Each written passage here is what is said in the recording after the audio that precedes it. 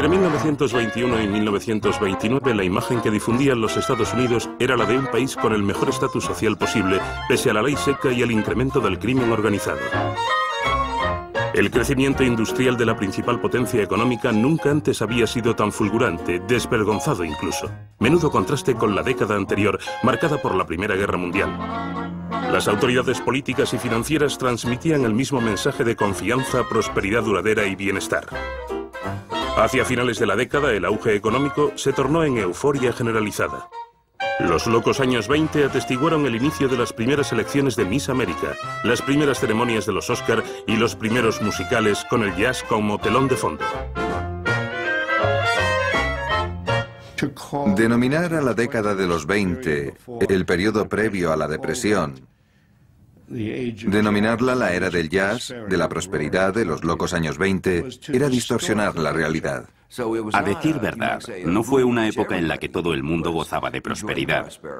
Las clases altas sí, pero la mayoría de los norteamericanos no vivían bien en absoluto. Entramos en una nueva fase del bienestar económico. De pronto el grueso de las familias norteamericanas tenían coche, cuando 10 años antes ni se lo podían permitir. Tenían lavadora, frigorífico y tocadiscos eléctricos. El cine sonoro vio la luz en 1927, de modo que parecía una nueva época. Considero que la gente era consciente de que no duraría mucho, pero la inmensa mayoría de los norteamericanos pensaba que habría una reducción en los precios, una desaceleración. Sin embargo, estábamos inmersos en una nueva era, una nueva economía.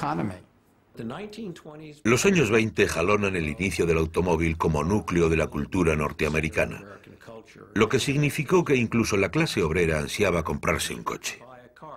Aquello era impensable en Europa. Ningún trabajador tenía coche en los años 30, solo los dirigentes y los ricachones podían permitirse ese lujo. Por tanto, Estados Unidos tuvo acceso a cierta prole de consumistas en masa, por lo que empezó a fomentar el crédito. El crédito se convierte en algo en lo que se puede confiar.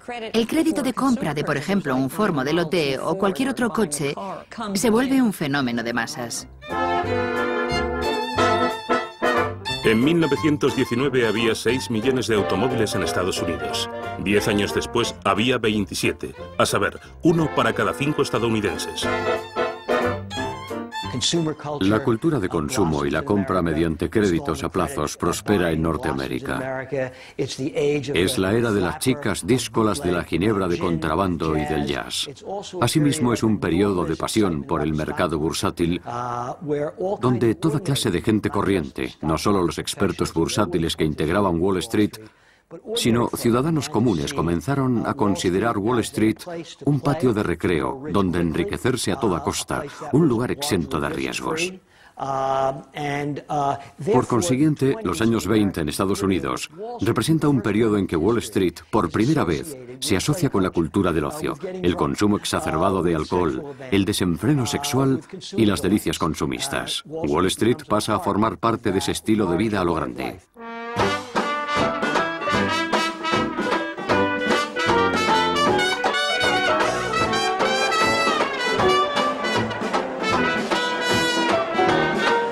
Estados Unidos descubrió su pasión por jugar a la bolsa. En 5 años los valores bursátiles se multiplicaron por 4 y el índice Dow Jones subió de 100 a casi 400. Dicho incremento parece incomprensiblemente meteórico dada la situación económica actual. Encandilados y fascinados por la promesa de dinero fácil en la bolsa de Nueva York o Wall Street, como se la conoce, los estadounidenses se vaciaron los bolsillos. Así, en 1929 se invirtieron en bolsa 2.000 millones de dólares. Había más gente que nunca comprando acciones. Era la primera vez en toda la historia de Estados Unidos que el mercado de valores vertebraba la cultura norteamericana.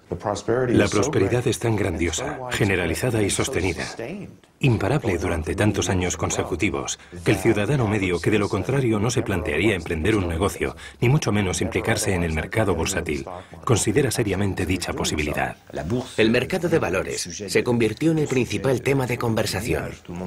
Bautizado como el nuevo El Dorado, las familias invirtieron sus ahorros en él, como si de un casino se tratase. La gente, sobre todo los estadounidenses, siempre han tratado de enriquecerse rápido, con la salvedad de que en los los años 20 parecían existir más medios que nunca para lograrlo, e invertir en bolsa era uno de ellos. Suponía una nueva forma de riqueza, pues comprabas una acción, digamos a $20, sin saber siquiera qué era la bolsa, y al día siguiente había subido a 23 y al otro a 27 sin mover un solo dedo. Caray, esto está chupado. A este paso, ganaré un montón de dinero sin pegar un palo al agua. Y por eso la gente se volvió adicta a comprar acciones en bolsa. Los mercados de valores europeos eran aristocráticos, ya que muy pocos compraban acciones. En cambio, los de Estados Unidos eran democráticos. Y son gente normal, trabajadores asalariados de clase media, limpiabotas, amas de casa, gente corriente como ustedes y yo. Se trata de un nuevo fenómeno extraordinario que enloquece a las masas. En aquel entonces, los choferes aguzaban el oído para escuchar a sus jefes hablar de la adquisición inminente de una compañía. Reinaba una euforia colectiva. La gente temía quedar en ridículo por no aprovecharse del dinero que prácticamente caía del cielo. Se produjo una mentalidad acaparadora. John Jacob Rascop, director ejecutivo de General Motors, garantiza a todos que la economía está sana y salva, y será próspera. De hecho, redacta un famoso artículo que aparece en la revista Ladies Home. Todo el mundo debería ser rico, afirma, y explica cómo conseguirlo. El artículo aparece un año antes de la Gran Depresión de 1929. John Rascop escribió: si una persona ahorrara $15 al mes y los invirtiera en acciones ordinarias, al cabo de 1 o 2 años, dado el rápido crecimiento de los valores bursátiles, tendría $80.000. La prensa financiera lo catalogó de visionario. Fue como la fiebre del oro de Wall Street. Millones de personas quisieron beneficiarse de la buena racha, quisieron comprar acciones, y por todo el país había oficinas con cintas perforadas que mostraban los resultados de Wall Street.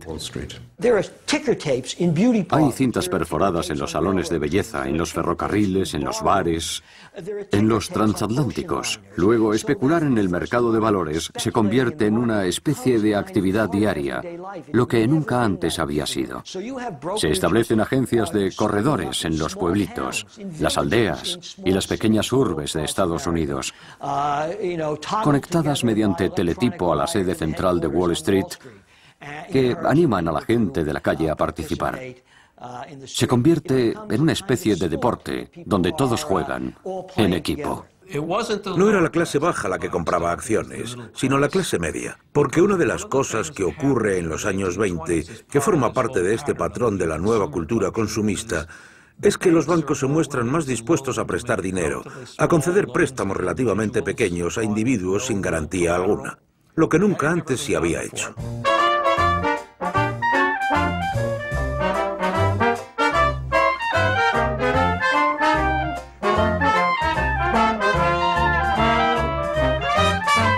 Un tercio de los estadounidenses confió sus ahorros a los magos de Wall Street, máxime cuando no resultaba necesario tener el capital disponible. Los agentes de bolsa vendían a crédito.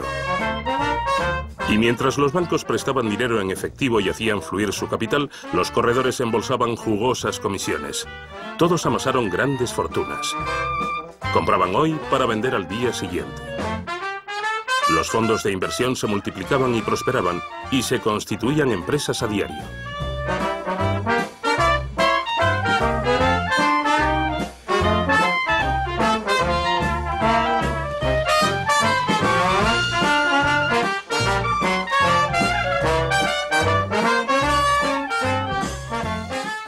La gente especula solicitando préstamos al margen, o sea, que invierten un porcentaje mínimo de su dinero para comprar una acción. Pongamos el 10 o el 20%, incluso menos del 10%. Y el crédito está tan al alcance de la mano, todos están tan excesivamente confiados de que al final sus especulaciones obtendrán compensación, que asumen tremendos riesgos crediticios a la hora de invertir en bolsa. Conforme subía el precio de las acciones, la garantía prendaria de los préstamos siempre estaba cubierta y parecía lo más sencillo del mundo. Te sacabas el doble de lo que metías, pero en cuanto el precio de las acciones empieza a caer, hay que colocar más caudal para cubrir el denominado margen, la diferencia entre la cantidad que pediste prestada y el valor actual de las acciones. El nuevo presidente de Estados Unidos, Herbert Hoover, basó toda su campaña en un único eslogan: la prosperidad está a la vuelta de la esquina. Incluso lo transformaron en una canción. Él, al igual que los mejores economistas, consideraba que el auge del mercado bursátil quedaba perfectamente justificado por la estabilidad global de los precios, la prosperidad y las perspectivas favorables de la economía norteamericana. En su discurso de investidura tuvo la excelente oportunidad de decir: las acciones son demasiado altas y hemos de tomar cartas en el asunto. Pero como político, si lo hubiera dicho y después la bolsa hubiera descendido como estaba vaticinado, todo el mundo lo habría culpado de causar la crisis, así que prefirió callarse. The election has again confirmed the determination of the American people, and opportunity must be given for the expression of popular will, and we should keep it so. Cuando Hoover dijo eso, la bolsa despegó de nuevo. Durante el verano de 1929, en junio, julio y agosto, cuando generalmente en verano los mercados se ralentizan al estar la gente de vacaciones, la bolsa se volvió loca. Los líderes políticos y financieros celebraron tal euforia y tal especulación temeraria, desde el presidente Herbert Hoover hasta los banqueros más prestigiosos de la nación. Una nación apabullada por un sentido de confianza plena y alentada por, al parecer, los más prudentes y avezados del país. La élite económica sostiene que todo va bien. No había motivos para pensar que ocurriría cualquier otra cosa. La gente, incluso los economistas más prominentes, presumían que esa situación persistiría durante años. Los precios de las acciones alcanzaron niveles irracionales y ridículos. Y a pesar de todo, como sucede en toda prosperidad especulativa, hubo gente que dijo: la bolsa está bien y se merece esos niveles tan elevados. El ganador del Premio Nobel de Economía de 2004, Edward Prescott, aduce que la bolsa no estaba precisamente alta en 1929. Los mejores expertos, los gerentes de riesgos, manifestaban: tranquilos, jamás ocurrirá, y aparte se puede diversificar. Si baja en un sitio será únicamente ahí, no afectará a otros, pero eso es absurdo. En 1929 había un mercado de valores que subía como la espuma y que, en cierto modo, soltó amarras. Me refiero a que, en vez de basarse en los valores reales de las compañías subsidiarias, era un mercado de especuladores en el que se compraban y vendían acciones con el propósito de comprarlas para venderlas posteriormente por más dinero. Los fondos de inversión eran conspiraciones de infiltrados. Los banqueros inversores más relevantes, que a veces eran políticos que querían especular en acciones específicas, adquirían cantidades descomunales de dichas acciones, de manera que su precio se ponía por las nubes, para luego librarse de las acciones basura y producir beneficios, mientras que a los demás ciudadanos de a pie, a quienes se les había incitado a comprar las mismas acciones en vista de su crecimiento, les dejaron con las sobras. En algún momento, el proceso se desvincula de la economía real. Es probable que la gente dijera: cuidado, que esto va a estallar, pero a nadie le interesaba decirlo. Los más racionales pensaron para sí: me aprovecharé de la subida de precios hasta que bajen, hasta el último momento.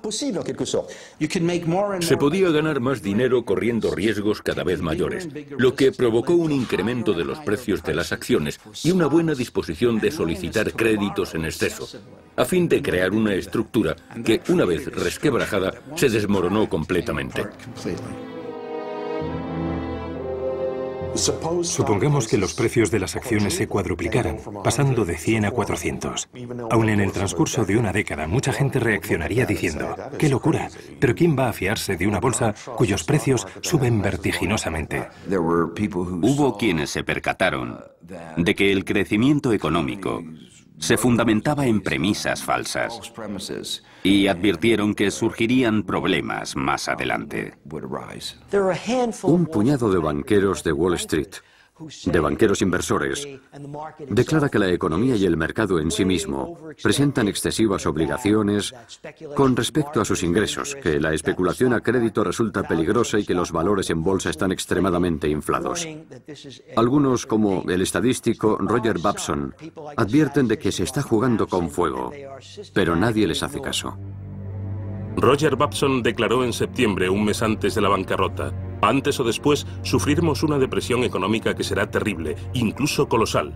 La bolsa caerá por su propio peso y habrá una rebatiña demencial sin precedentes. Cuanto más alta estaba la bolsa, más acallaban a gritos a quienes advertían que la bolsa se estaba descontrolando. Puesto que, si la gente empezaba a tomarlos en serio, venderían sus acciones y la bolsa caería en picado. Hubo indicios antes de que el mercado bursátil quebrara, de que la economía comenzaba a perder enteros de nuevo. No podemos fiarnos de los indicios a corto plazo de recesión económica. Siempre hay pausas. Y en ocasiones, las economías vuelven a la normalidad. Pero ciertamente hubo indicios de especulación excesiva por doquier.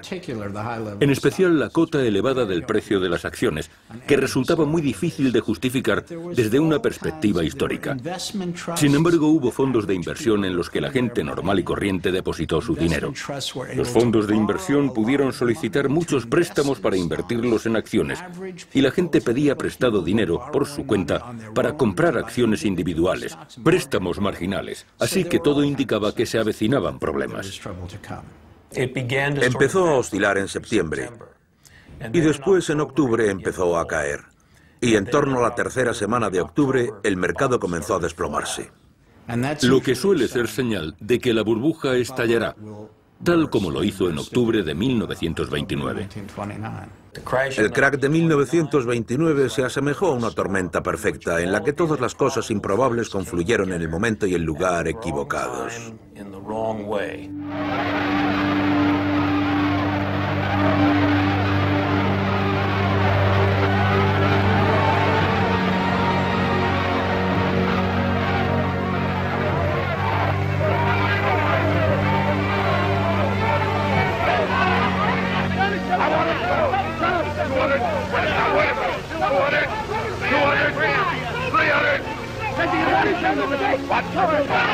Finalmente, el jueves 24 de octubre, el Jueves Negro, se desató la locura colectiva.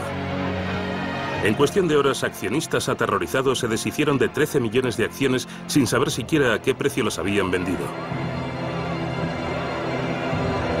Tras 3 años de intensa especulación, la bolsa de Nueva York quebró y nadie estaba en condiciones para decidir clausurarla, pues su presidente estaba de vacaciones en Hawái.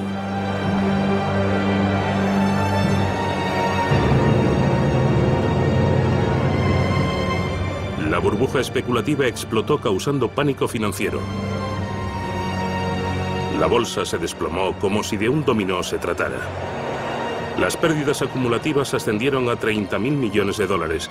Llegaron a duplicar el presupuesto de la Reserva Federal de Estados Unidos y a superar los gastos del país durante la Primera Guerra Mundial. En 6 días, los precios promedio descendieron un 50% y siguieron cayendo. Pero lo inaudito fue que el crack de la bolsa continuó imparable. La quiebra era inevitable. Era cuestión de tiempo. Era inminente. Entonces la gente se dio cuenta de que había dado por hecho que los precios no caerían. Y se equivocaron por completo. Por tanto, toda su vida se había basado en el supuesto de que los precios solo podían ser alcistas. Claro que si hubieran estudiado historia, habrían sabido que esa era una idea peregrina. Sabían que los precios subían y bajaban a su antojo.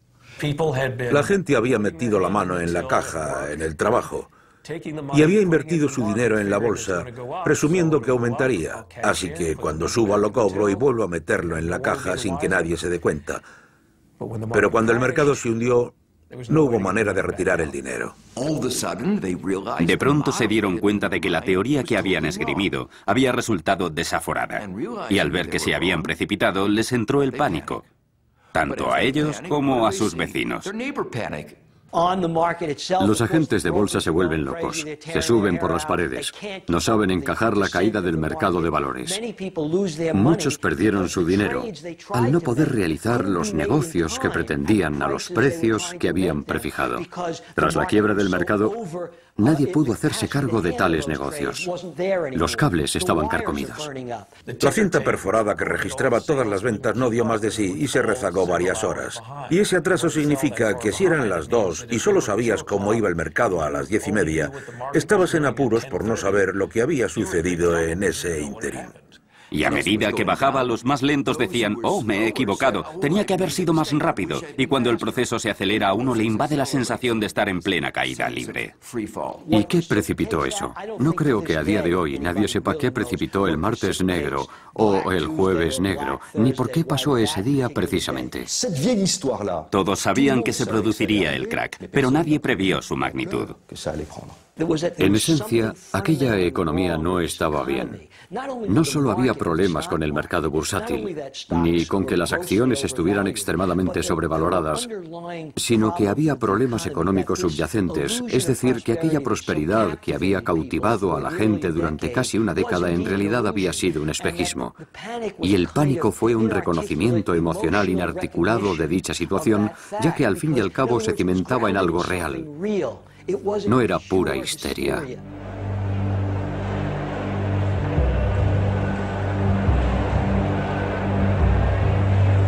La bolsa parece una estación ferroviaria al principio de las vacaciones, escribió el Wall Street Journal, un torrente de liquidación. Hombres y mujeres se daban empujones para intentar averiguar lo que ocurría. Tantas cifras y letras resultaban incomprensibles para los profanos en la materia, pero auguraban la ruina. En el parqué había miles de órdenes bursátiles deshechas, cual cartuchos vacíos de un campo de batalla, escribió el New York Times. Por lo visto, el gran crack provocó suicidios masivos en Wall Street y en otros lugares. Se convirtió en blanco de una especie de humor negro. Se dibujaron viñetas cómicas de banqueros de Wall Street tirándose por la ventana, etc. Es una leyenda que se exageró demasiado.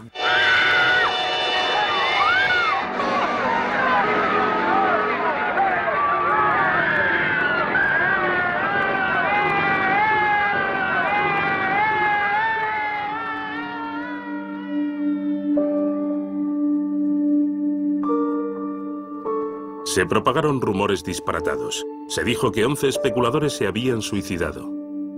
Supuestamente el director del Ritz requería a sus clientes que pagaran la habitación por adelantado y les preguntaba si deseaban una habitación para pasar la noche o para arrojarse por la ventana. Es cierto que hubo suicidios, pero no muchos. No obstante, uno de los más notorios fue presenciado por Winston Churchill, quien estaba visitando Nueva York cuando aconteció el crack. Primero visitó la bolsa y se quedó atónito no solo ante el pavor que reinaba en el parqué, sino ante el aturdimiento de los corredores de bolsa sonámbulos que pululaban como si estuvieran en estado semicomatoso. Y acto seguido, cuando regresó al hotel, alguien saltó por una ventana del hotel en el que Churchill se hospedaba. Al parecer, era un corredor de Wall Street que se había arruinado. Es la arquetípica historia que surge cuando se fragua un mito. La primera noche, cuando cayeron los precios, los operadores salieron a la calle angustiados y cuando miraron al cielo vieron a un hombre en la azotea de un edificio. La multitud creía que iba a saltar y resultó ser un fontanero que estaba arreglando los canalones. No se lanzó, pero la gente esperaba que sí. Les gustaba ver suicidarse a los especuladores. Se habían forrado, de ahí que quisieran verlos suicidarse. El jueves negro, Herbert Hoover rehusó ir a Wall Street, eligiendo cenar con Marie Curie, que estaba visitando la Casa Blanca. Él le recordó que había sido ministro de Comercio antes de ser elegido presidente y que Norteamérica estaba segura de sí misma y gozaría de una prosperidad perpetua. En aquellos momentos, fuera de la desoladora bolsa de valores, empresarios arruinados procuraban vender sus coches lujosos por precios irrisorios. La reacción oficial ante el crack de la bolsa es una amalgama de consternación, incredulidad y orgullo desmesurado. Una sensación de que si garantizan a la gente que todo marcha bien, el mercado se recuperará inmediatamente. John D. Rockefeller va y compra acciones en público para mostrar que confía en que la economía y el mercado están saneados. John Rockefeller, el hombre más rico del mundo, vio desvanecerse el 80% de su fortuna. In the 93 years of my life, depressions have come and gone. Prosperity has always returned and will again. Trata de persuadir a la gente de que el mercado está en perfectas condiciones, de que esta es una calma temporal y de que comprar acciones es una muestra de confianza en el mercado, pero no logra convencerlos. Herbert Hoover, presidente del país, emite dictámenes de que la estructura subyacente de la economía es sólida y no hay nada que temer. Aún así, a todos les entra el pánico y este es irreversible, extraordinario. Incluso posee cierta sonoridad. 10.000 personas se congregan fuera de la Bolsa de Nueva York. La ciudad está muy asustada. Solicitan la presencia de la policía montada. Creen que va a haber una toma de la Bastilla, una toma de la Bolsa de Nueva York, y deciden permanecer allí semanas. La muchedumbre emite una suerte de zumbido bajo, un clamor amortiguado, como si fuera el sonido del pánico y de la ansiedad.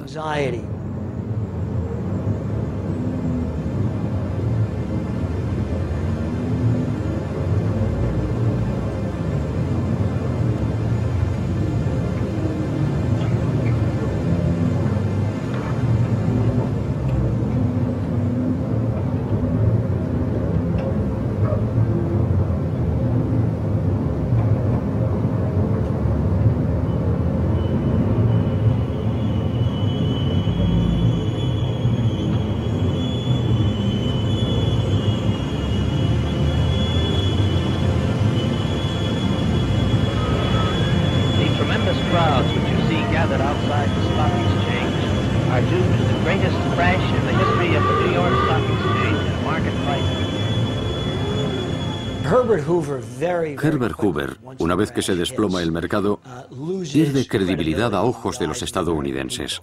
No está haciendo nada más que aseverar falsedades que siempre resultan inciertas. No quiso certificar la crisis cuando ocurrió, sino que se limitó a decir, bah, no es tan grave, pronto nos recuperaremos. Sus declaraciones sobre que la prosperidad estaba a la vuelta de la esquina fueron un intento de dar confianza al mercado de valores. Ningún presidente diría, estamos al borde del desastre, pero, al ser falsas promesas, Hoover perdió toda credibilidad cuando el pueblo vio que la realidad no concordaba con lo que había vaticinado. El Congreso y el presidente pudieron comparecer en la escalinata del Capitolio para decir, lo que estamos haciendo es destructivo. Pero no lo hicieron, y el presidente no redundó en el crack. No se disculpó por haberlo causado, ni se arrepintió públicamente de sus políticas. Es más, siguió con las mismas de siempre. Pienso que está muy sorprendido por lo ocurrido y confía ciegamente en que el mercado se recupere. La Reserva Federal sostenía que el crack de la bolsa era peccata minuta, que no había de qué preocuparse y que no presagiaba ningún bajón económico. Claro que se equivocaron de cabo a rabo. El crack del 29 no fue cosa de un día, se prolongó una semana. Y la caída duró casi 3 semanas, desde finales de octubre hasta mediados de noviembre. Posteriormente, el mercado empezó a recuperarse y, a decir verdad, ganó en invierno en torno a 1/3 de lo que había perdido y presentaba síntomas de recuperación. Todos tenían la mirada puesta no en la bolsa, sino en la economía y en lo que iba a suceder. Cuesta creer que un incidente como el de que la bolsa perdiera la mitad de su valor en varios meses pueda desencadenar una catástrofe. La quiebra un día de 1929 equivalió a un 24-25%, pero desde 1929 hasta la cotización más baja de la bolsa hubo un declive del 80%. De hecho, Wall Street ya había iniciado su largo e interminable descenso hacia el infierno. Y toda la actividad económica norteamericana siguió esta pendiente bajista hasta llegar a las profundidades del abismo. Se agrava considerablemente tras 1929. Cada vez quiebran más bancos. Cuando se tiene dinero en un banco y este quiebra, se pierde todo, lo que genera un pánico bancario, o en otras palabras, una crisis financiera. Los norteamericanos quedaron consternados por el desplome de lo que otrora había sido el bastión indestructible del capitalismo triunfal, los bancos. La gente está desesperada y el sistema bancario va a la bancarrota. Se forma una enorme ruptura de liquidez y no se dispone de crédito para reactivar los motores de la economía. Una de las controversias del 29 fue ¿qué papel desempeñó el Banco Central? ¿Habría podido cambiar la situación? ¿Habría proporcionado más dinero al sistema bancario? La plena pérdida de confianza en la economía y, sobre todo, en el sector financiero, indica que no queda crédito restante. Fue un periodo de caída, de declive de la actividad económica, que al final condujo a una crisis financiera que, lógicamente, continuó la espiral descendente de la economía. De súbito, una comunidad bancaria no puede prestar dinero y la gente no puede comprarse una casa. Es como un círculo vicioso. Así funcionan las recesiones. Las empresas empiezan a despedir trabajadores. No pueden obtener préstamos para conservar su plantilla ni para mantener sus negocios. Las empresas se cierran y cada vez va más gente a la calle. Otros temen que los despidan y dejan de gastar. Y a menos gastos, menores ganancias y más empresas que se hunden. Y así suma y sigue. La economía se sume en una especie de espiral mortal. Una espiral cancerígena, por así decirlo. Sin embargo, los mercados pueden tardar pocos días en ir a pique. Pero que se hunda la economía lleva su tiempo. Cuando la economía se hundió, no quedaban reservas del poder adquisitivo de los consumidores para reflotarla. Y la gente empezó a perder su trabajo. Después sufrió este revés. Y cuando esto ocurre, cuesta mucho darle la vuelta a la tortilla. Estamos ante una crisis creciente que comienza como una crisis bancaria, pero se convierte en una crisis económica global. La cadena de acontecimientos es la siguiente. Preocupadas por la depresión, las familias demoran una serie de compras, como los coches. La venta de coches toca fondo en 1930.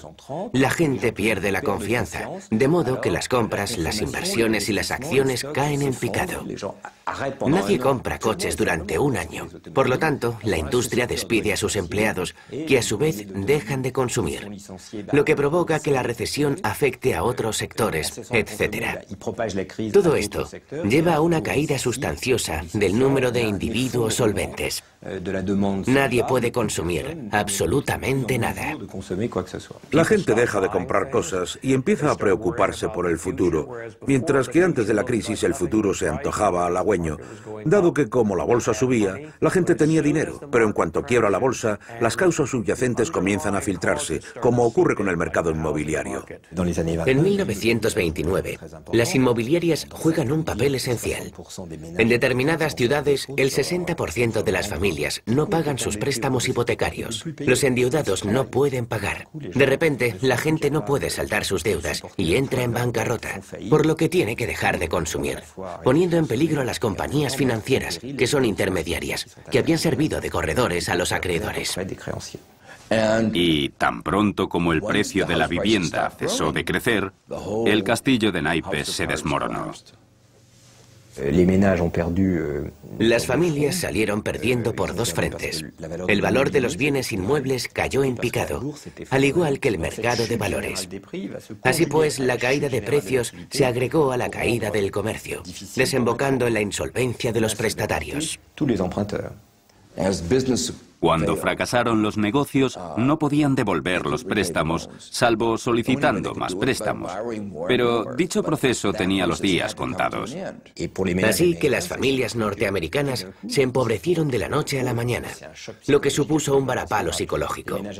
Creían que no tenían que ahorrar para la pensión, pues la bolsa las estaba disponiendo discretamente.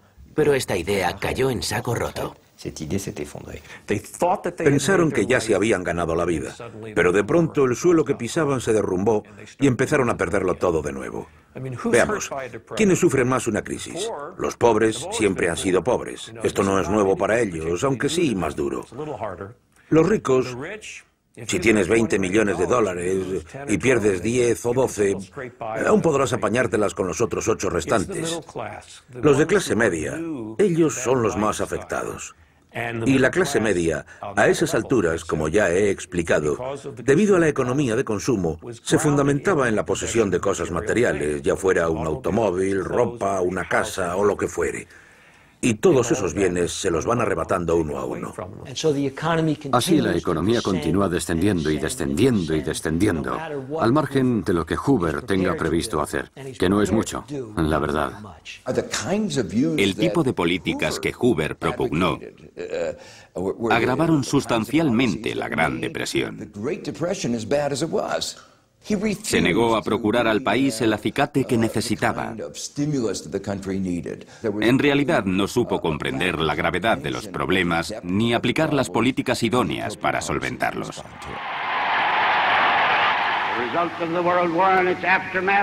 Al objeto de dar confianza al mundo financiero, Hoover decidió repatriar urgentemente a Estados Unidos capital prestado a Alemania. Fue una medida devastadora y un error monumental.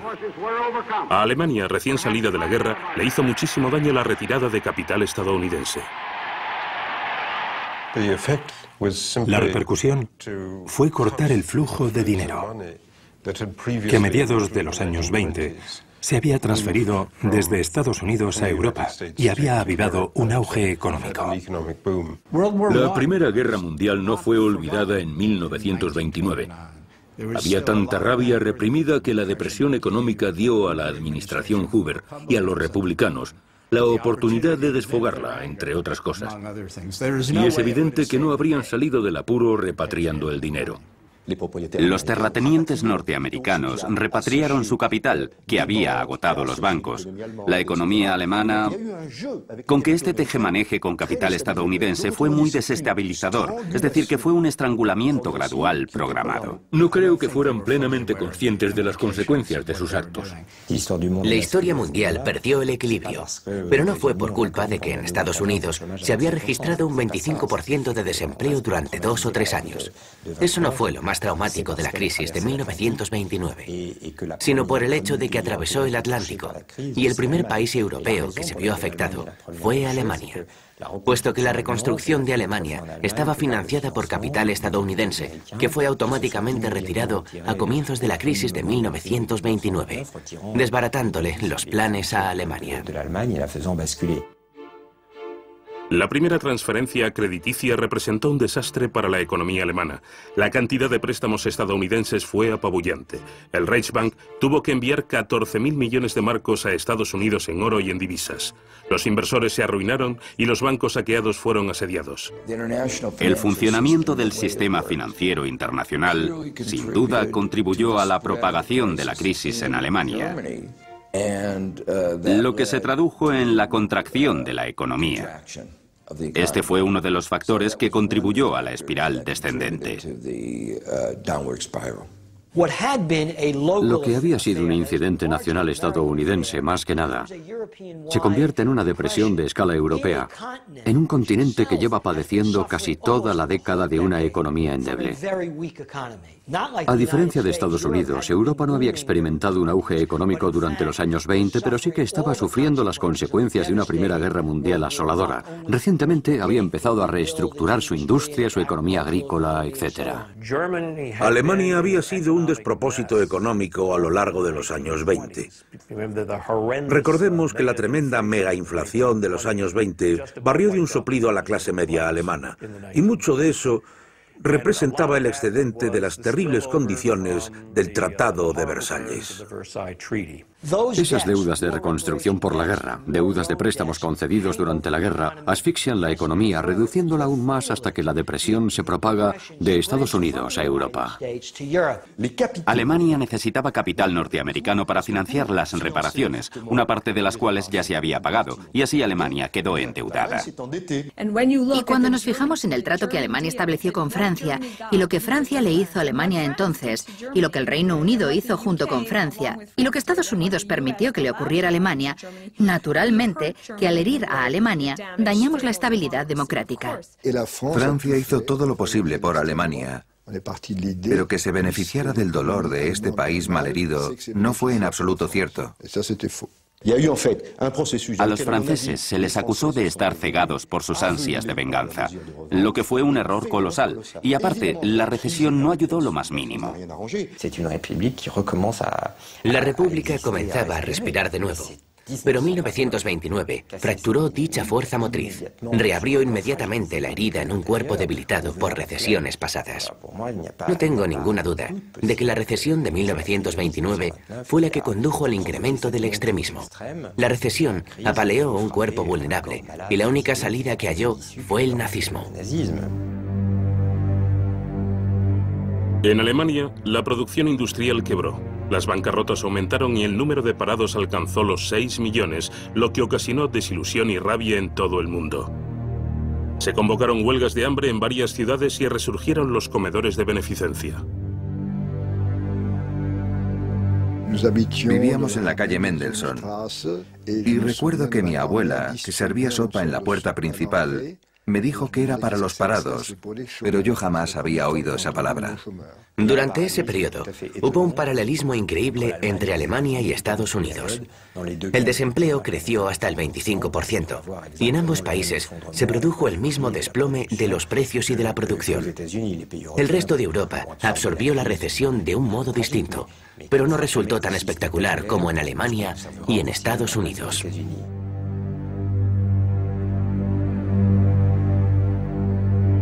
En Estados Unidos, la onda expansiva del hundimiento de la bolsa no había disminuido antes de que comenzaran a sentirse las repercusiones de la espiral de recesión gigantesca e irreversible. La producción industrial norteamericana se redujo hasta la mitad y miles de familias tuvieron que aprovisionarse en los comedores instalados en la calle. La economía no se recuperaba, y para junio, porque la primavera solía ser el gran mes en que la economía empezaba a reactivarse, cuando llegó junio, nada había cambiado. Y como consecuencia, la bolsa volvió a desplomarse y el país navegó a la deriva hasta octubre. Y fue el 30 de octubre cuando el país empezó a sufrir una profunda depresión económica.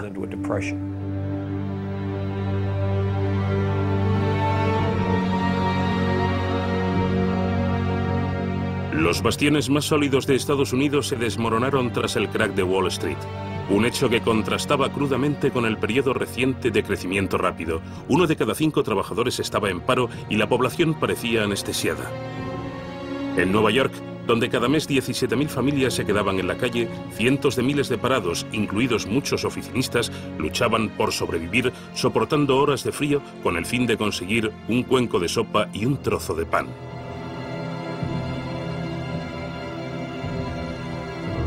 El gobierno no dispone de programas de seguridad, de red de seguridad ni de programas de asistencia social.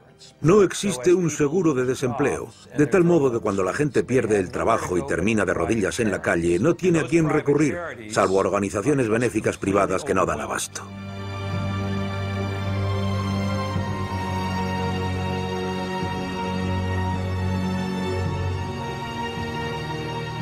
Mis primeros recuerdos de la depresión son cuando vi a mi madre hacer cola para conseguir comida.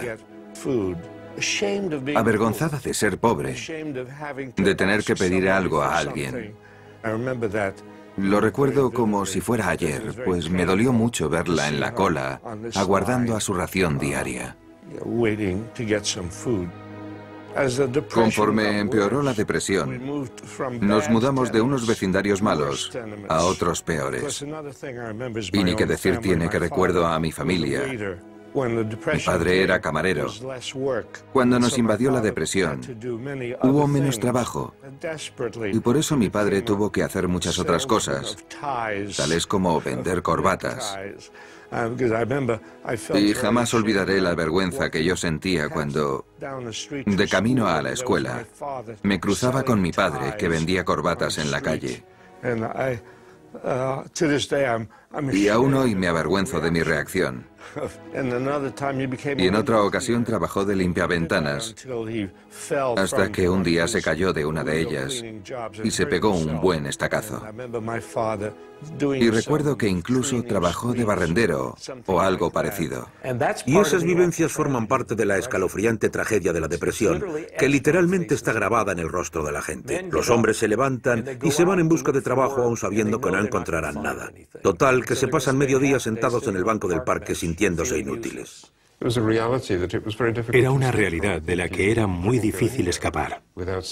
Creo que no había sitio alguno donde no se notaran los síntomas de la depresión.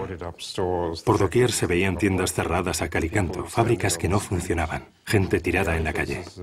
En las primeras fases de la depresión, muchos hombres, por ejemplo, recorrían las calles ataviados con su mono de trabajo, porque no querían. Les daba mucha vergüenza contar a sus familias que estaban en paro. De ahí que se pasaran el día entero con el mono puesto, lejos de su hogar, para que no los descubrieran.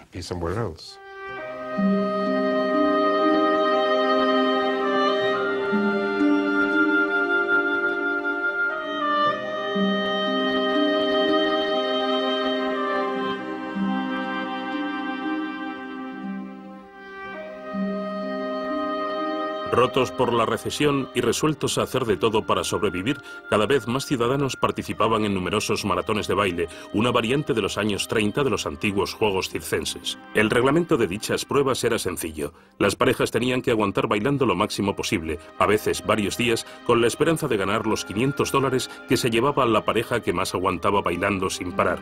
Era un espectáculo reconfortante para un público que iba a verlo con el ánimo de olvidarse de su propia miseria. Los organizadores habían pensado en todo: médicos, camas y alimento. Cuando menos, los perdedores podían comer algo.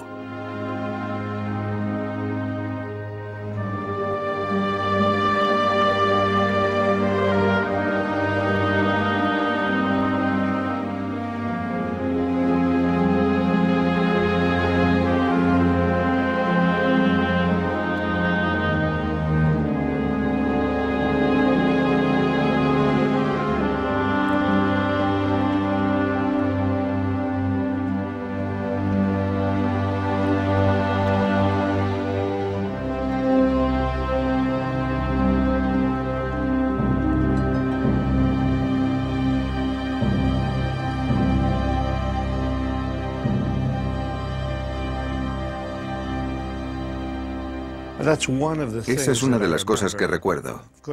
Otra, cómo no, es cómo desahuciaban a la gente de su vivienda. Por muy bajo que fuera el alquiler, no podían pagarlo. Y entonces la policía entraba en su casa, cogía los muebles y los sacaba a la calle. Recuerdo que de niño presenciaba continuamente escenas de muebles hacinados en la calle. Y se veían madres llorando a mares, porque no solo habían perdido su hogar, sino también porque resultaba psicológicamente humillante para ellas que sus posesiones estuvieran a la vista de todos y que todos supieran que los habían desahuciado.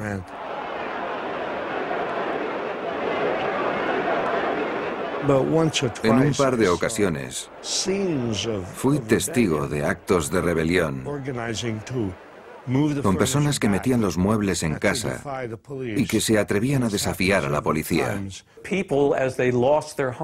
Las familias que perdían su hogar debían ir a otro sitio y se cobijaban en chozas provisionales que fabricaban con cartón, hojalata y piezas sueltas. Dormían en las cuevas de Central Park. Por todo Estados Unidos hay ciudades campamento de indigentes denominadas Hoover ciudades, en desdén socarrón por el daño que Hoover había infligido al país. En Central Park de Nueva York hubo un sinfín de Hoover ciudades que durante muchos años fueron la vergüenza de nuestra sociedad. Once I lived the life of a millionaire, spending my money, Lord, I didn't care. I carried my friends out for a mighty good time, buying bootleg liquor, champagne and wine. Then I begun to fall so low. Didn't have no money and no place to go. If I get my hands on a dollar again, I'm gonna hold on to it till the eagle grins, because nobody knows you. When you're down and out, in your pockets not one penny, and your friends you have not any. But when you get on your feet again,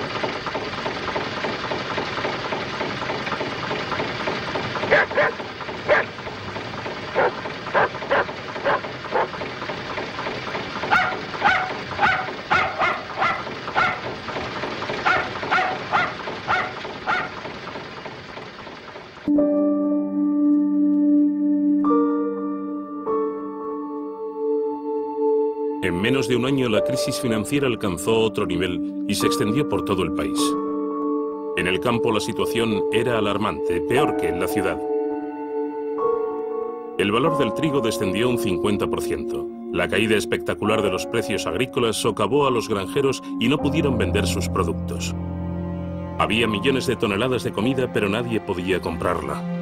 A los granjeros que no pudieron liquidar sus deudas se les despojó de sus propiedades y se pusieron a vagar por los caminos.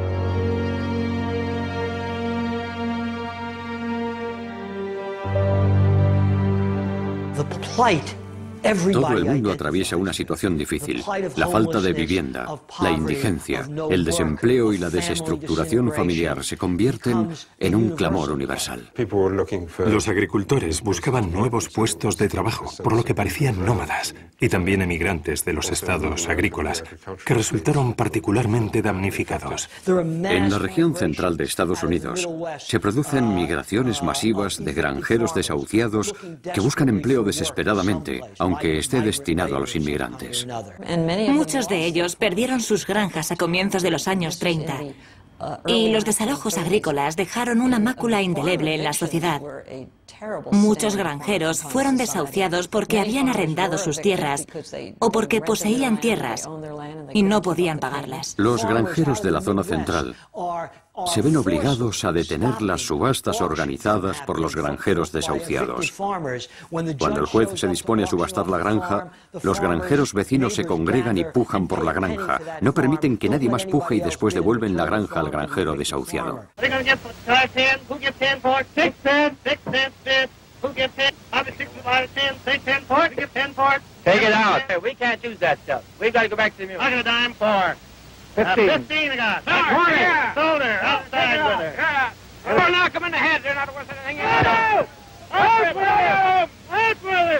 En las regiones rurales no tienen a dónde ir.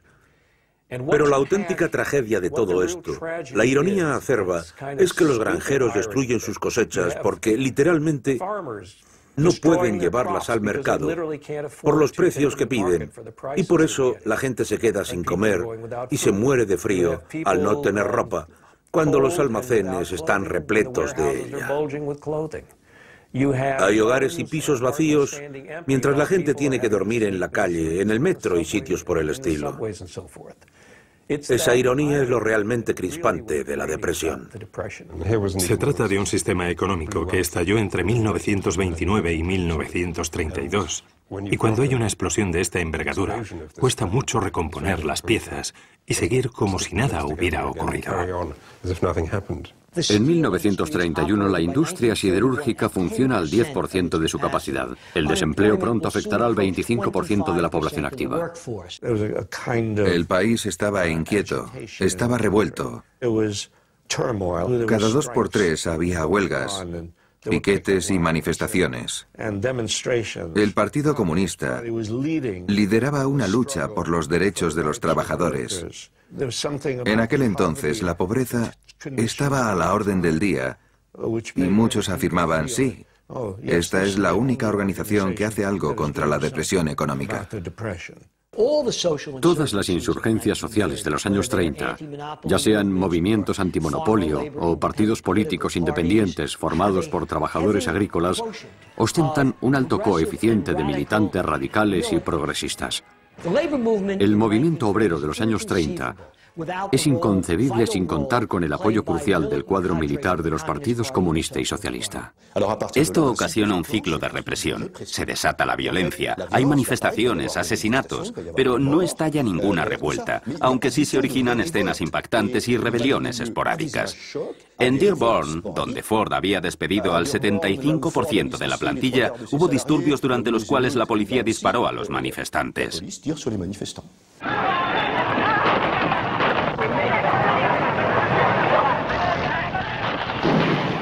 En las fábricas de Ford, cuyo número de trabajadores pasó de 130.000 a 37.000, quienes fueron lo bastante afortunados de conservar su puesto, vieron cómo su salario mensual disminuía de 50 a 16 dólares, y cuando convocaron una huelga, la policía abrió fuego matando a 5 empleados e hiriendo a decenas de ellos. Herbert Hoover toma medidas muy ofensivas y tal vez la que se lleve la palma sea cuando envía tropas para que disuelvan el denominado Bonus Army atrincherado en Washington y compuesto por veteranos de la Primera Guerra Mundial que exigen un adelanto de las primas que les habían prometido a su regreso de la Guerra Europea en 1918. Se desplazaron 12 o 14.000 soldados procedentes de todo el país. Montaron en ferrocarriles, en trenes que no podían pagar. Llegaron a Washington como buenamente pudieron. Presentaron una demanda al Congreso, pero este la desestimó. Prácticamente acamparon en el National Mall, que se había convertido en la Hoover ciudad del cuerpo expedicionario de bonificados. Algunos de los desplazados allí volvieron a casa, pero otros que no tenían motivos para irse se quedaron en la ciudad. Además, no representaban ninguna amenaza para nadie. Hubo 2 soldados que llevaron a Hoover por mal camino, el comandante Dwight D. Eisenhower, futuro presidente de Estados Unidos, y sobre todo el general Douglas MacArthur. Douglas MacArthur, que quede claro, era la típica persona a quien cuando se le metía una idea en la cabeza, jamás la consideraba equivocada. Y resulta que se le metió en la cabeza que esta gente constituía una grave amenaza para la República, que podrían destruir el Congreso o cometer alguna barbaridad. Y el caso es que solo eran familias, no un ejército, y ni siquiera iban armadas. Con todo, él empezó a condicionar a Hoover, y al final le persuadió de que eran una amenaza para todos. Y Hoover encomendó a su milicia que los mataran. Fue desastroso.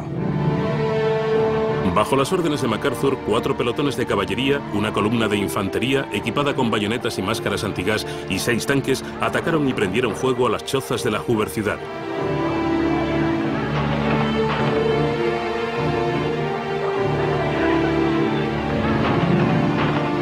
Acribillaron a 2 personas y una tercera, un bebé de 2 meses, murió asfixiado por el gas lacrimógeno.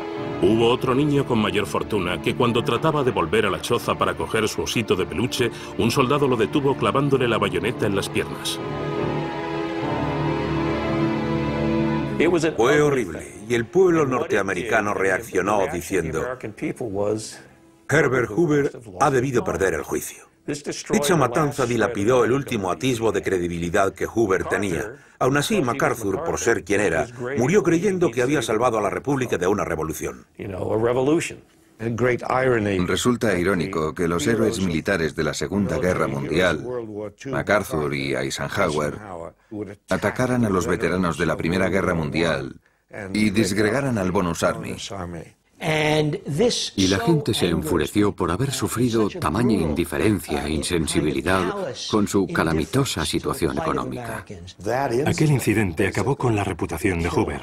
Ya se había erosionado por culpa de su negligente política económica, pero su metedura de pata le impidió granjearse las simpatías de sus futuros votantes. What we'd like to know is which corner. We've turned so many corners now we're dizzy. But still I'm positive we'll soon be busy. Hoover, de nuevo a regañadientes, comienza a tomar ciertas medidas mínimas de alivio nacional. No obstante, todos sus actos no abarcan las dimensiones de la crisis.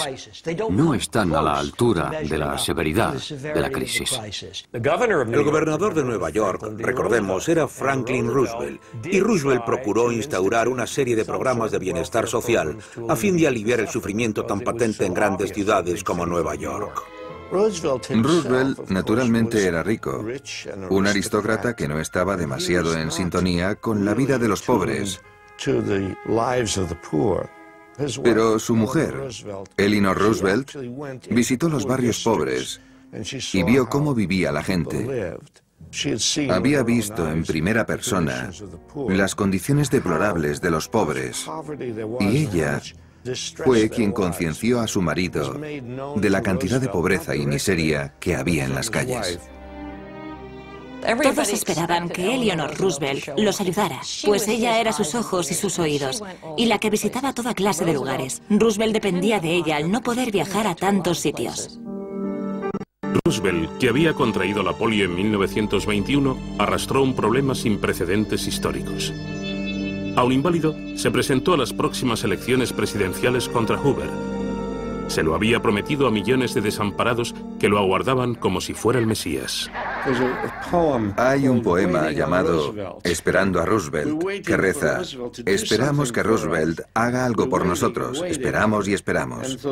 Y el poema termina con algo parecido a: ¿dónde está usted, señor Roosevelt? El 2 de julio de 1932, el Congreso del Partido Demócrata eligió a Franklin Roosevelt como candidato para las elecciones presidenciales, donde pronunció por primera vez las palabras New Deal, la nueva política económica. I pledge myself to a new deal for the American people.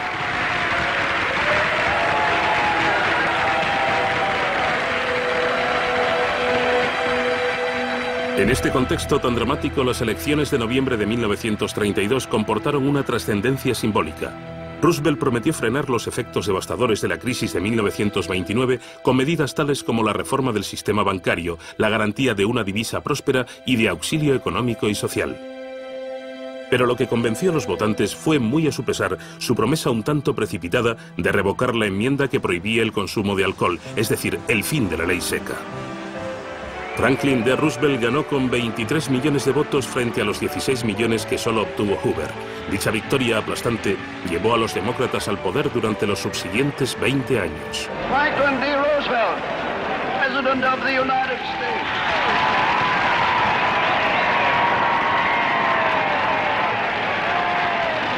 Let me thank you again and tell you that I hope to see you all very soon and bid you an affectionate good night. En noviembre de 1932, Estados Unidos acababa de elegir a Roosevelt. Entretanto, Alemania estaba en una encrucijada en cuanto a su destino. La crisis económica hizo que muchos alemanes preocupados y desesperados se volcaran en los brazos de Hitler. El capital repatriado a Estados Unidos le atribuyó un éxito inmediato. «No van a sentar a un pintor en el trono de Bismarck», exclamó Roosevelt. Aún recuerdo las canciones hitlerianas y las esvásticas por todas partes. De repente, nos hallamos ante los acólitos de Hitler que asedian uniformados el Reichstag y se dedican a pegar a la gente de la calle. Su reinado de terror comienza en otoño de 1932. La ansiedad, el temor y los chivos expiatorios que origina esta depresión económica habían sido ostensibles en territorio alemán durante muchos años. Y ahora se buscan a las cabezas de turco culpables de la quiebra, los comunistas, los judíos. Mi padre fue director de una clínica pediátrica, profesor de universidad, francmasón votante, padre de familia y judío. Hitler redujo su estatus social al de judío y por ello a él lo expulsaron de la universidad y a mí me zurraron en el patio de la escuela por ser judío. No me dejó cicatrices, pero fue muy doloroso. Los alemanes estaban convencidos de que la pureza racial era la única solución. Para Hitler, los judíos eran un veneno que había de ser eliminado. Así surgieron tantos chivos expiatorios. Los judíos eran responsables al representar el capitalismo global. De ahí que se aliaran a los norteamericanos. Hitler obtuvo menos del 2% de los votos en 1929, por lo que se requirió una inusitada concomitancia de acontecimientos para que pasara del 2% en 1929 al 33% en 1933. Se dice que los desempleados le votaron, pero no es cierto, ya que más bien fueron las clases medias, arruinadas y desorientadas, las que votaron a Hitler. Creo que, sin lugar a dudas, la crisis económica, la crisis global económica de aquel periodo es la principal responsable del auge de Hitler. Se producen movimientos similares incluso en un país tan apacible, en lo político, como Estados Unidos. Se advierte un crecimiento de los movimientos fascistas contra los judíos y los financieros semitas de Wall Street, que son los principales instigadores de la depresión, los Shylocks, que están saqueando la economía estadounidense. Hay una especie de tradición secreta en la vida política norteamericana que emerge en los años 30. Había mucho antisemitismo equilibrado por la administración Roosevelt, donde trabajaban múltiples judíos. No tenemos una historia perfectamente moral. Hay norteamericanos famosos que, de hecho, se hacen eco del sentir antisemítico. Henry Ford, que es un icono norteamericano, un héroe estadounidense, también es el héroe de Hitler, que incluso posee una fotografía de Henry Ford en su cuartel general de Berlín, creo. Y eso se debe a que Ford, durante la década de los 20, había redactado unos cuantos artículos que se convirtieron en un libro, un bestseller titulado The International Jew, que trataba de cómo los financieros judíos conspiraban para debilitar el corazón del territorio norteamericano. Asimismo, promulgaban una especie de cultura promiscua y decadente. Eran proveedores de películas lascivas y novelas eróticas y estaban tras el licor de contrabando y los escándalos de toda magnitud. Y Ford narra esta conspiración judía internacional urdida para minar una Norteamérica laboriosa, frugal y productiva. Gracias a ella, Ford se hizo tremendamente popular y de haber presentado su candidatura a presidente, pudo haber ganado a mediados de los años 20. Había movimientos por doquier. Había mucha gente racional con ideas brillantes, pero que había perdido la cordura. La crisis acentuó el incremento del populismo y el extremismo. Tuvo lugar un recrudecimiento del antisemitismo, la xenofobia y el racismo. El Ku Klux Klan contaba con 4 millones de afiliados, principalmente en el sur. Sus estatutos manifestaban: nuestro deber consiste en mantener para siempre la supremacía de la raza blanca. Proclamaron su odio por los extranjeros, los judíos y en particular los negros, a quienes perseguían de noche para lincharlos. La gente se olvida de lo peligroso que resultó aquel periodo para la política de Estados Unidos y del mundo entero. La democracia norteamericana se vio amenazada por las rigurosas circunstancias económicas. Los años 30 están repletos de indicios de levantamientos sociales de la derecha que podrían catalogarse como fascistas o nazistas.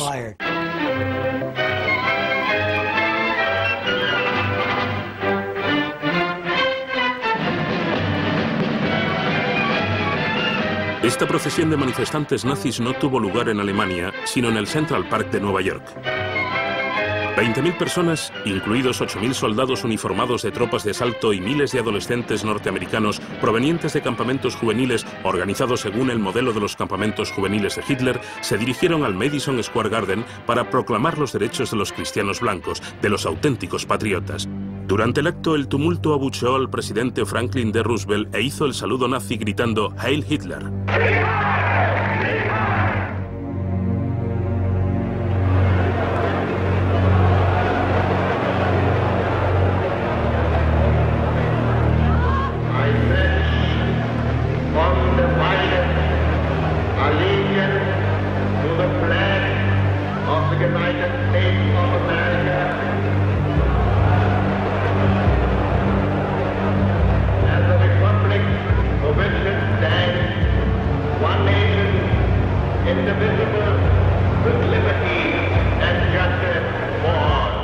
y empiezan a desfilar por las calles y a pegar a la gente, a sospechosos, judíos, inmigrantes. Por primera vez en mucho tiempo hubo atisbos de un tipo de gobierno dictatorial, de un derrocamiento ideológico de la democracia. No creo que fuera una posibilidad utópica.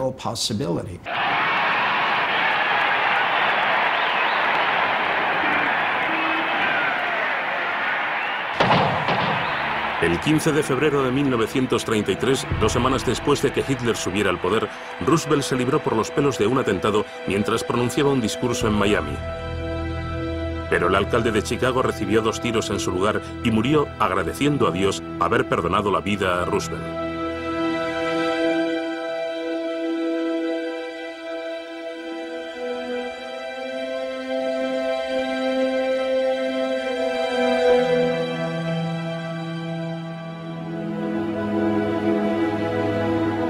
Roosevelt, que no asistió al funeral, retornó a Washington, donde multiplicó por 20 su escolta y dejó de viajar en coches descapotables. Sabía que tenía muchos enemigos y que el orbe empresarial, el Tribunal Supremo y el Congreso lo consideraban un rojo.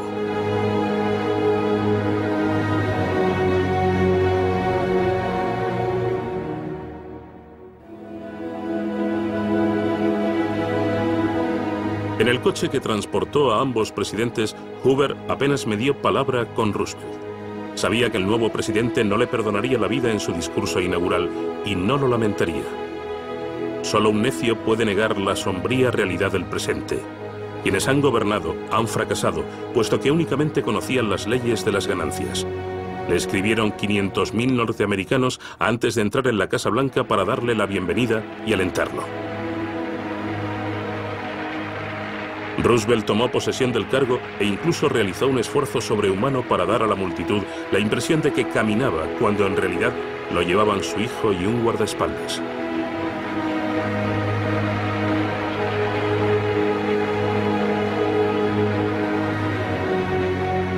So first of all, let me assert my firm belief that the only thing we have to fear is fear itself.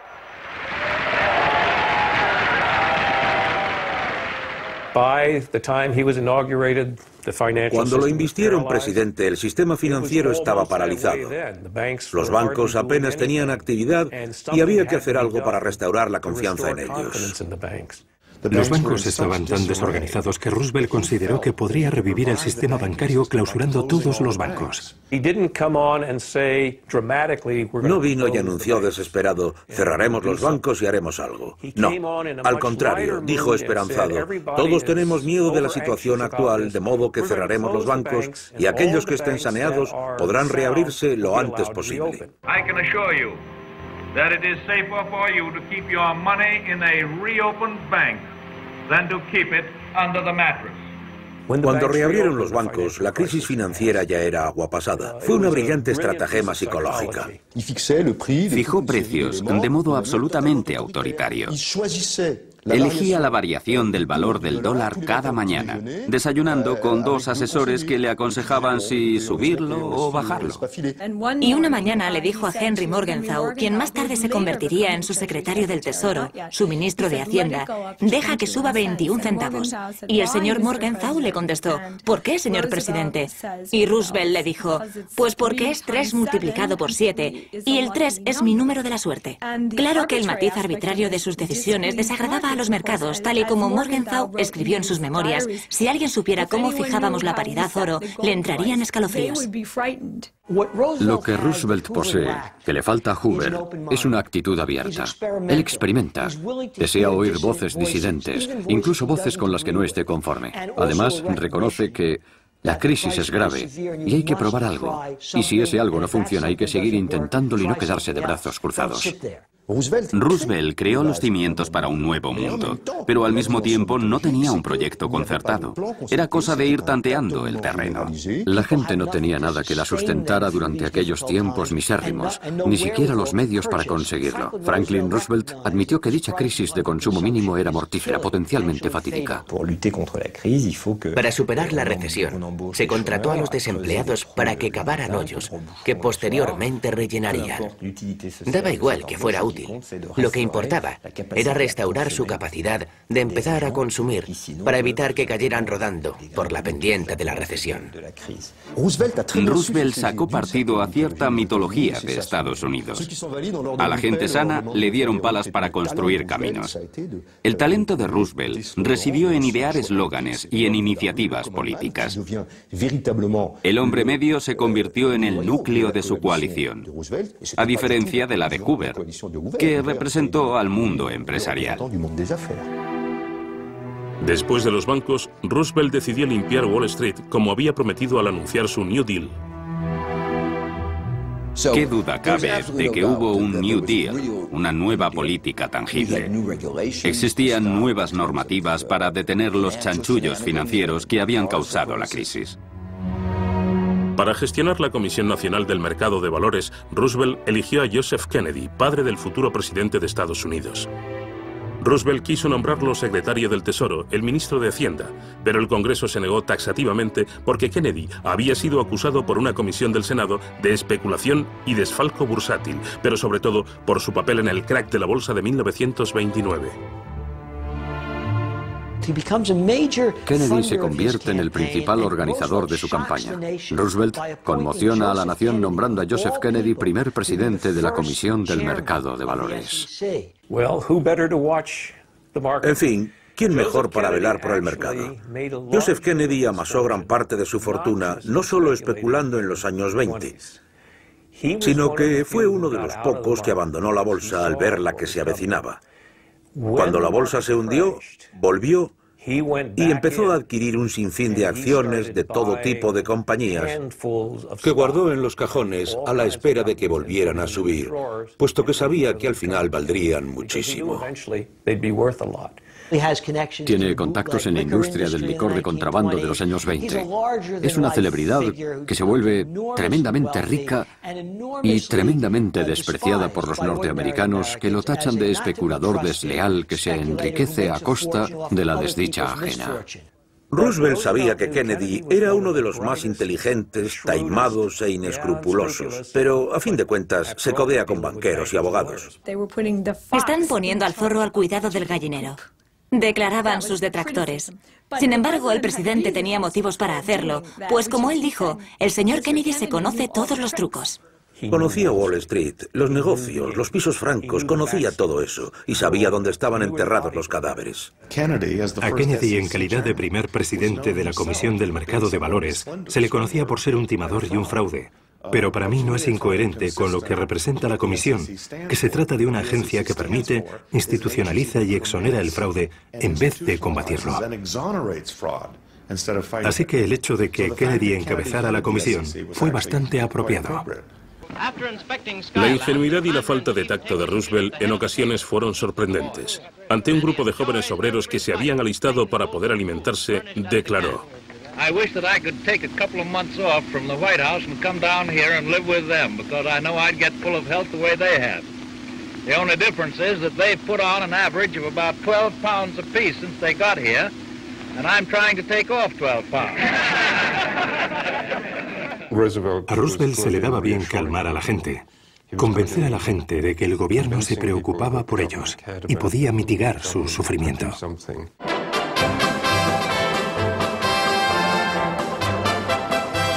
Precedido de un gran espectáculo, Roosevelt lanzó su programa para combatir los efectos de la Gran Depresión y para dar un nuevo impulso a la economía norteamericana, en la que había causado estragos el hundimiento de la bolsa de 1929. Se invirtieron $5.000 millones para erradicar el desempleo. Más de 3 millones de norteamericanos tenían trabajo, incrementándose a 8 millones 2 años después. Roosevelt aprobó 15 leyes capitales.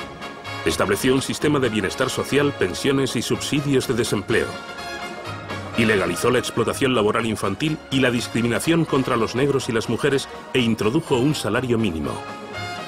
Lo que caracteriza el New Deal de mediados de los años 30 es toda una serie de programas de obras públicas. Nadie había hecho antes algo semejante. Creo que la gente se imaginaba que los proyectos de obras públicas eran una gran ayuda y una parte relevante del New Deal, relevante desde el punto de vista psicológico. El New Deal cambió Estados Unidos. Construimos innumerables carreteras, puentes, presas, escuelas. Las carreteras y puentes de Nueva York, donde nos encontramos ahora, se construyeron con dinero de la nueva política de Roosevelt, que cambió Norteamérica de arriba a abajo. Eso no habría ocurrido y allanó el terreno para la expansión económica posterior a la Segunda Guerra Mundial. El dinero del gobierno se había empleado para construir autopistas, escuelas, hospitales y para investigar. Pasamos a un estado de bienestar que no conocíamos hasta entonces y procuran abordar simultáneamente la industria, la construcción, el bienestar, la situación social, la seguridad social, todo al mismo tiempo. No había sistemas de asistencia social. Estados Unidos fue el último país industrial de Occidente que implantó redes de seguridad social, como el seguro de desempleo, las pensiones por ancianidad, etc. Llevó a cabo medidas extraordinarias. Creó la seguridad social. En 1935 moldeó los cimientos del sistema de seguridad social. La seguridad social no incluía a los trabajadores más pobres, los trabajadores negros. No incluía a los trabajadores domésticos, a criados, lavaplatos, porteros, que eran labores que desempeñaban los negros. Ellos eran los últimos en todo, pero los primeros en perder su trabajo, en caso de tenerlo. Sencillamente, los negros no se beneficiaron de las medidas del New Deal del mismo modo que los blancos. Los afroamericanos se hallaban en la misma situación que otros estadounidenses, pero aún peor porque la suya era peor, y cuando llega la depresión la situación se complica considerablemente. Los antiguos sindicatos no admitían a los negros, solo tenían trabajadores cualificados, y los negros no eran trabajadores cualificados, no podían entrar en los sindicatos. Uno de los motivos de que haya tanta disparidad entre ingresos y riqueza en los años 20 es porque los sindicatos son muy endebles, no pueden defenderse contra el esfuerzo colectivo por mantener bajos los salarios. Declararse en huelga sigue siendo ilegal en Estados Unidos, de manera que entonces un sindicato laboral no existía a efectos legales. Pero todo eso cambia en los años 30, cuando una serie de alzamientos sociales arrastran el espectro político norteamericano hacia la izquierda, lo que repercute enormemente en el propio Roosevelt. Secundado por la opinión pública, Roosevelt decretó el derecho de que todos los trabajadores norteamericanos tuvieran representación sindical. Fue una auténtica revolución, pero su implantación se topó con la reticencia del mundo empresarial y los mandamases corporativos. En muchas empresas se convocaron huelgas y sentadas en protesta por la negativa de sus dirigentes a reconocer los sindicatos. Pero al final los dirigentes cedieron cuando la industria quedó paralizada.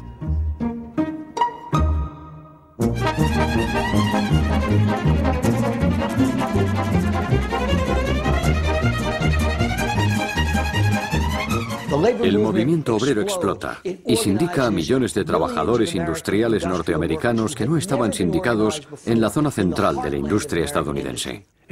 Y eso es lo que condujo a la oleada de huelgas y puso a Roosevelt entre la espada y la pared. No creo que lamentara nada de eso, pero sin duda complicó bastante la reactivación socioeconómica. En San Francisco hubo una huelga general, toda la ciudad se paralizó. Minneapolis declaró otra huelga general, cientos de miles de trabajadores del sur que trabajaban en fábricas textiles se unieron a la huelga. Por lo tanto, el país estaba sumido en un gran caos y Roosevelt era muy consciente de ello.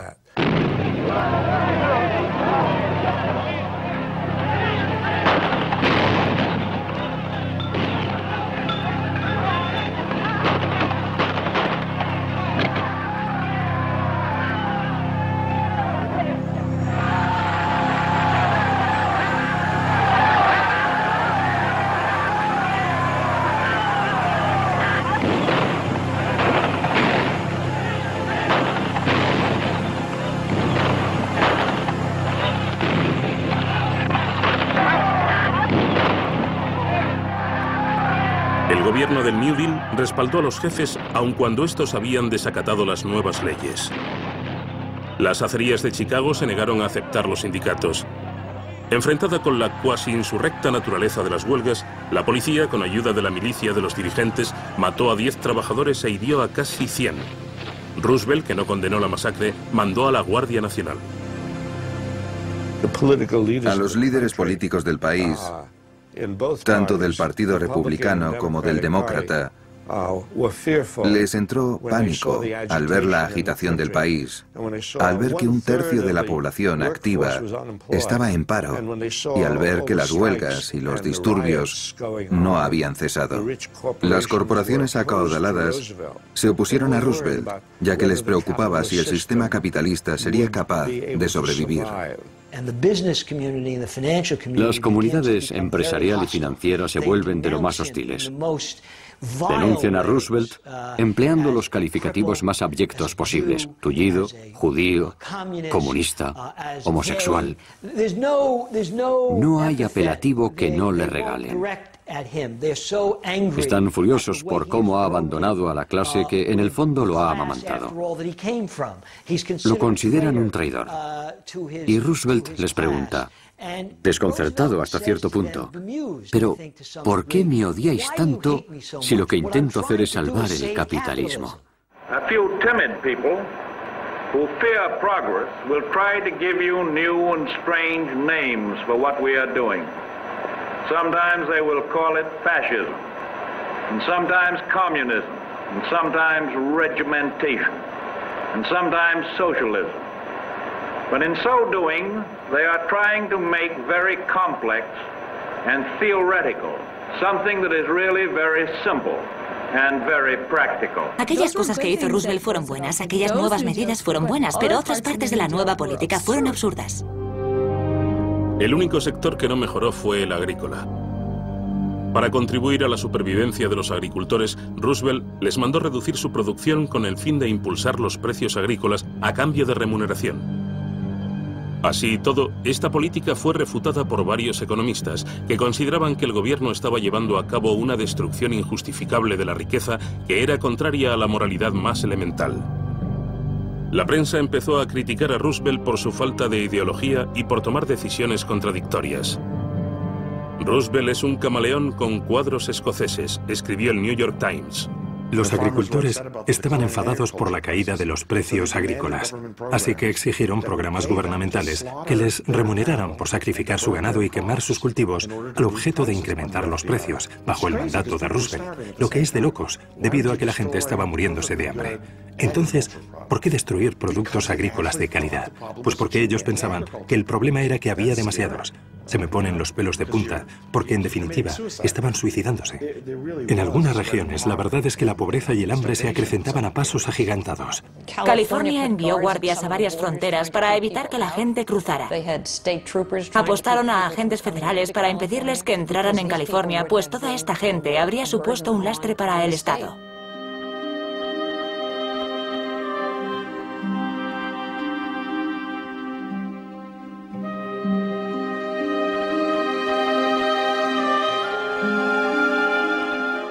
Literalmente, la depresión se veía grabada en los rostros de la gente, y el tormento que padecían quedó reflejado en las magníficas fotografías de artistas como Walker Evans y otros. Fue como un cáncer que iba devorando el espíritu del pueblo estadounidense. Y una de las famosas fotos de la depresión, tomada en una granja de guisantes de California, muestra a una madre inmigrante procedente de otra parte del país, llevando a sus hijos a cuestas.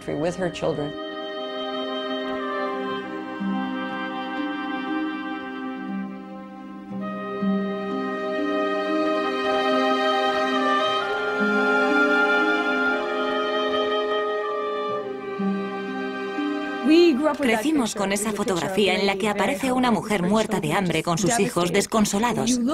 Pero ya la miras con otros ojos cuando sabes que la pagó el gobierno. Y el hombre que ejecutó el programa que creó esta foto escribió en su autobiografía: tuvimos que conferir a la depresión un aspecto tétrico para conservar nuestro empleo. De modo que existe la auténtica pobreza, pero también la auténtica propaganda. Hay que observar muy de cerca esas fotos de agricultores arruinados, porque están cuidadosamente montadas, con una miseria muy realista. La tragedia fue estructurada, pero no cuenta toda la verdad. Los campesinos se arruinaron mucho antes de la recesión, a causa de otros desastres acontecidos. Esas fotos deben considerarse mitos inventados. Muestran una familia, una cama con barrotes de acero y un niño desnudo en primera línea. Hay una mezcla de inmundicia y dignidad que evoca un mito más que un testimonio cruento. Es un testimonio elaborado para construir un mito, pero no es en absoluto representativo de la época. Los enemigos de la nueva política, del New Deal de Roosevelt, tildan esas fotografías de propaganda en nombre de la nueva política. Y en cierto sentido lo eran, dado que entonces nace una nueva cultura, una cultura de solidaridad popular muy ajena a Estados Unidos. Es propaganda, sí, pero es mucho más que eso. Es un nuevo estilo de vida que nace en los años 30.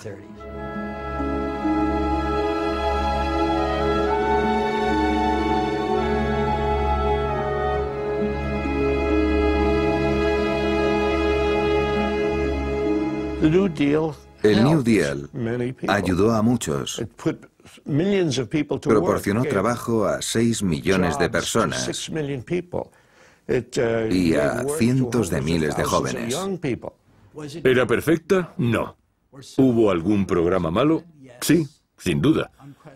Pero eso jamás se ha cuestionado. El New Deal triunfó y fracasó al sacar al país de la Gran Depresión. La economía se recuperó, pero no alcanzó cotas pretéritas ni hablar. Sin embargo, el desempleo cae, las fábricas se reabren y la gente, gracias a la legislación de la nueva política de Roosevelt, vuelve a tener casa propia y puede pagar sus préstamos hipotecarios. Hubo una subida fulgurante en la economía, una expansión meteórica, y para 1937 el PNB, los ingresos totales del país, alcanzaron el nivel de 1929, tras una caída en picado durante los primeros 4 años. Así que hubo una pequeña recuperación. Es fascinante lo que ocurrió en 1937. Roosevelt escuchó a un reducido grupo de economistas afirmar que más vale recortar los gastos del gobierno. Así pues, Roosevelt comenzó a reducir la nueva política, a recortar los gastos, y es natural que al contraer los gastos, la economía empezara a debilitarse. ¿Qué ocurrió? Que hubo otra recesión y la tasa de desempleo volvió a aumentar. En el periodo de 1936 a 1937 hubo una depresión dentro de otra depresión, por lo que no es cierto afirmar que el New Deal erradicó la Gran Depresión, sino que la agravó y la prolongó. Lo que erradicó la depresión es deprimente en sí mismo, pero lo que acabó con ella fue el raudo aumento de gasto militar a causa de la amenaza incipiente de guerra en Europa. En cuanto se produce un desarrollo militar, de súbito hay más trabajos que trabajadores. Pasamos del desempleo masivo y la infrautilización masiva en la economía al empleo a destajo de la noche a la mañana. De repente, Estados Unidos decidió que las fábricas de Ford construyeran tanques y jeeps, no coches. De manera que el esfuerzo por la guerra fue un esfuerzo por la producción, pero repercutió positivamente en el índice de desempleo. Estaba asociado con unas ansias inmensas de producir armamento a escala masiva, pero también cosas que los soldados necesitaban: camiones, ropa, y esto fue lo que reanimó a Estados Unidos. La economía fue impulsada por la industria bélica. Por consiguiente, fue un modo artificial de reactivar el sistema económico.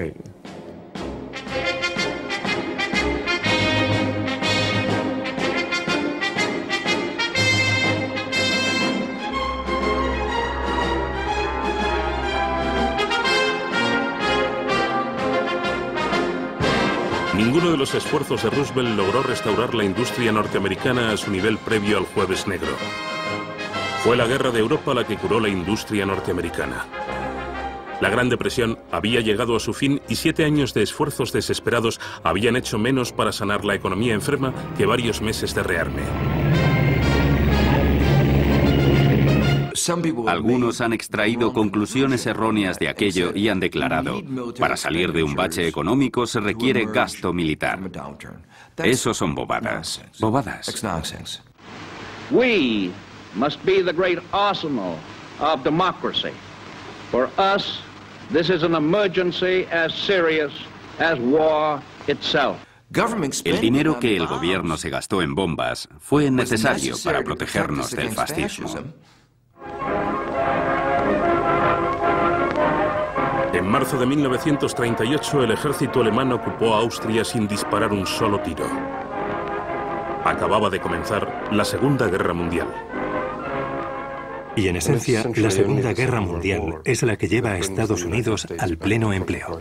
Eso es absolutamente cierto. No experimentamos lo que consideramos pleno empleo hasta 1940. ¿Que la guerra nos sacó de la depresión?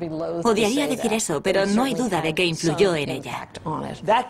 Esa recuperación a escala mundial, representada por la Segunda Guerra Mundial, produce un periodo prolongado de prosperidad que dura otra generación después de la guerra. Y en 1944 y 1945 el mayor temor de los norteamericanos fue: cuando termine la guerra, ¿volverá a la depresión?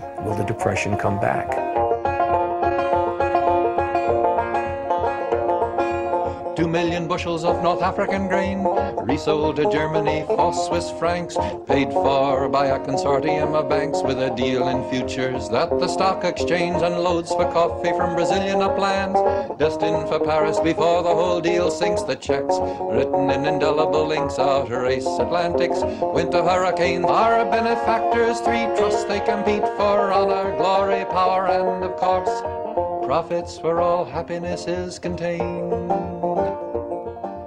Hemos aprendido algo de la Gran Depresión, pero si hemos aprendido lo suficiente, eso ya es otra cuestión. Resulta impresionante lo rápido que olvidamos todas esas lecciones cuando los tiempos cambian, y en particular cuando obtenemos ganancias por olvidarnos de ellas. Teníamos los conocimientos para prevenir una depresión, pero no los utilizamos. O no supimos aprovecharlas tras 1929, o el gobierno no estaba lo bastante convencido para actuar agresivamente. Lo preocupante de Obama es que está actuando como Roosevelt 2 años antes del crack. Podríamos pensar: estupendo, aquí tenemos a alguien que reactivará la economía mucho más rápido que Roosevelt. Sí, pero ¿quién está en su equipo? Contamos con el aspecto ecológico e innovador de un ganador del Premio Nobel como ministro de Energía. ¡Fantástico! Es un gran comienzo. Pero para no enojar a nadie, ha elegido a los mismos economistas que antes. No ha tenido las agallas de nacionalizar los bancos. Por lo tanto, me parece que los planes de rescate son discutibles. Al final resultarán útiles porque serán replanteados hasta que funcionen. Pero se ha perdido mucho tiempo. Esta recesión comenzó en verano de 2007. Y todavía no se ha solucionado. Y al igual que los eruditos de los años 20, los expertos actuales metieron la pata. Jamás tendremos otra crisis económica, jamás tendremos otra depresión. Y naturalmente se equivocaron. Poseían herramientas que podían haber implantado, pero no lo hicieron.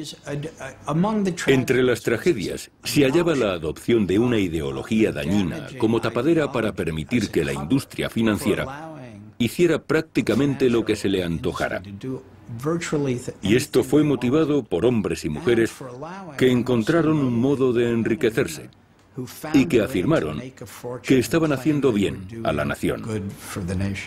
La riqueza del 1% más rico del país se ha incrementado enormemente y la grieta que separa a ricos y pobres ha crecido muchísimo. Y eso es exactamente lo que sucedió en los años 30. Necesitamos un New Deal, una nueva política económica. La antigua solo funcionó en aquella época. Supuso una reacción a la Gran Depresión. Pero el mundo ha cambiado notablemente en 75 años. Ahora somos mucho más ricos que antes. pero no hemos compartido los frutos de dicha riqueza por igual. El grado de codicia aumentó. Lo aceptamos. Y la codicia se convirtió en una parte fundamental de la reacción exagerada de la economía, de la especulación financiera que ha originado este desastre. Dejamos que los bancos explotaran a los norteamericanos más pobres. Y millones de ellos se están quedando sin hogar y sin ahorros vitalicios. Fueron explotados y hubo préstamos abusivos. Sabíamos lo que estaba pasando. Es un sistema injusto, puesto que los pobres no tienen a nadie que los defienda. Vivimos en un mundo con una cantidad enorme de recursos. Y aún así, es un mundo en el que 1.000 millones de personas viven con menos de $1 al día. Y el 40% del mundo probablemente viva con menos de $2 al día. Sigo pensando que podremos reformar, por ejemplo, las instituciones económicas internacionales. Me doy cuenta del papel trascendental que puede jugar una reforma en las instituciones económicas internacionales. No sé si seré realista o optimista al decir que creo que... Sé que soy realista al decir que necesitan ser reformadas, pero no sé si seré realista al decir que serán reformadas.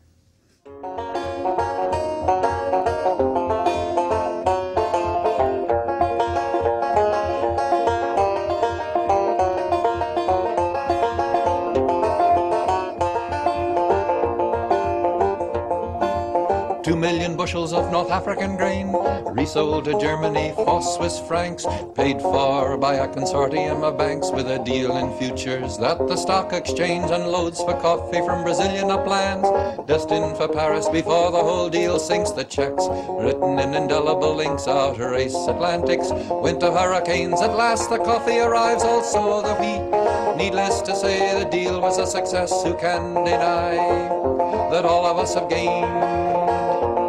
Our benefactors, three trusts they compete for honor, glory, power, and of course, profits where all happiness is contained.